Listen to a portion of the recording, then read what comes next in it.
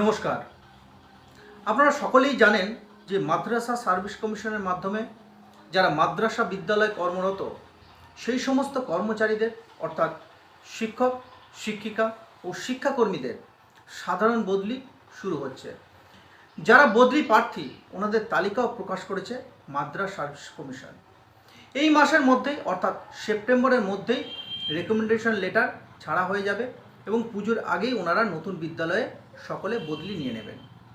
এখন প্রশ্ন হলো, যারা এসএসসি দিয়ে চাকরি করছেন ওনাদের বদলির জন্য কি উচ্চশ্রী পোর্টাল খুলবে?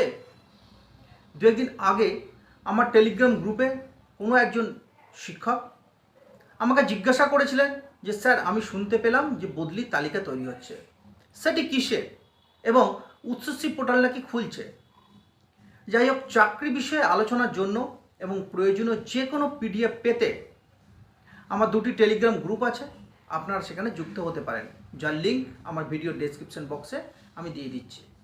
যাই হোক, আমি কিছুদিন আগে বলেছিলাম যে মিউচুয়ালের পেন্ডিং কেসগুলি যা শিক্ষা দপ্তরে পড়ে আছে, অর্থাৎ যাদের আবেদন উচ্চশ্রী পোর্টাল বন্ধের আগে দপ্তরে জমা হয়ে আছে, তাদের তালিকা তৈরি হয়ে গেছে।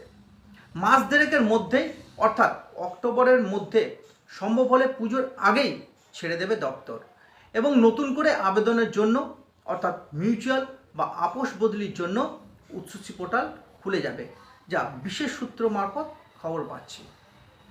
আচ্ছা, আপনাদের জিজ্ঞাসা করছি, অথবা আপনারা একটু ভাবুন তো, উচ্চশ্রী পোর্টালের মাধ্যমে একবার সাধারণ বদলি হওয়ার পর বহু বিদ্যালয়ে শিক্ষকের ঘাটতি তৈরি হয়েছে।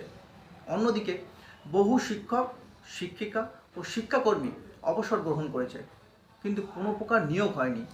তাহলে কি সাধারণ বদলির জন্য উচ্চশ্রী পোর্টাল খুলতে পারে, বা সাধারণ বদলির জন্য কি উচ্চশ্রী পোর্টাল খোলার দিকে আগ্রহী হবে দপ্তর? অনেকে বলছেন সাধারণ বদলির জন্য উচ্চশ্রী পোর্টাল খুলবে। সত্যি কি এটা সম্ভব? একবার ভাবুন। আমি কাউকে হতাশ করছি না, আমি সত্যতাই আপনাদের সামনে তুলে ধরলাম বা আপনাদেরকে বললাম। তাহলে কি উচ্চশ্রী পোর্টাল খুলবে না?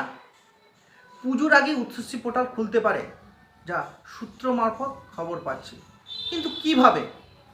সূত্র মারফত যা খবর পাচ্ছি, সাধারণ বদলির যে পেন্ডিং কেসগুলি আছে তার তালিকা তৈরির জন্যই কিন্তু খুলতে পারে, তবে আবেদন করার জন্য কিন্তু নয়, অর্থাৎ সাধারণ বদলির আবেদন করার জন্য কিন্তু নয়। আমি কোথা থেকে খবর পাচ্ছি বা কিভাবে জানতে পারছি, এই বিষয়ে কিন্তু আপনারা জানতে চাইবেন না, কারণ সোশ্যাল মিডিয়ায় এইভাবে বলা কিন্তু কোনোভাবেই সম্ভব নয়। মোদ্দা কথা হলো, উচ্চশ্রী পোর্টাল খুলতে পারে মিউচুয়াল এবং সাধারণ বদলির পেন্ডিং কেসগুলির তালিকা তৈরির জন্য। এগুলির সাথে সাথে সারপ্লাস বদলি শুরু করতে আগ্রহী দপ্তর।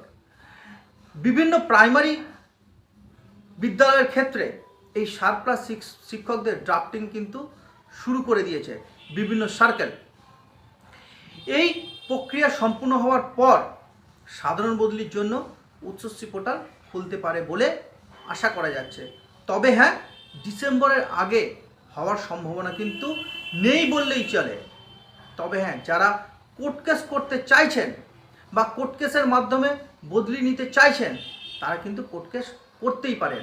আমার এই কথা শুনে মানসিকভাবে প্রস্তুত থাকতে পারেন, বা আমার এই কথা শুনে আপনারা নিজেকে ডাইভার্ট করে বা কোর্ট কেস করবো না এই রকম ভাবনা চিন্তা কিন্তু রাখবেন না। দপ্তরের চিন্তাভাবনা বোঝা বড়ই দায়, তবে দেখা যেতে পারে আমার বক্তব্য ভুল বলেও প্রমাণিত হলো, কারণ আজকের ভাবনা কালকে পাল্টে যাচ্ছে। আমি প্রার্থনা করি আমার বক্তব্য ভুল বলে প্রমাণিত হয়ে সাধারণ বদলির জন্য উচ্চশ্রী পোর্টাল খুলে যায়।